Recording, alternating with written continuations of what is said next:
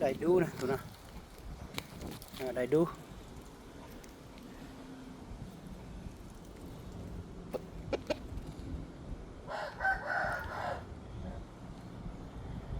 đầy đủ là chi từ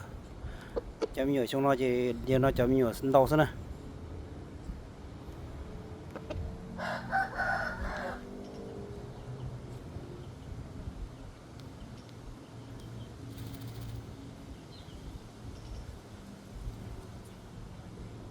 pi flip lo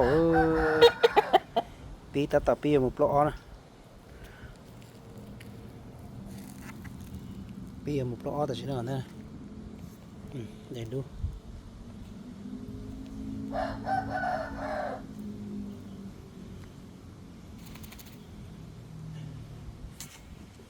gạt ở chợ xiên chùa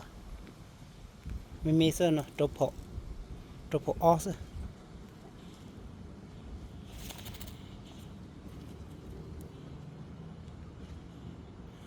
thầu trộp bú chê ra trộp họ chia thầu vừa nó cho po nó chỉ cho như trộp họ ó sơn thầu bú chỉ cho po kia mà thằng trộp họ chia nè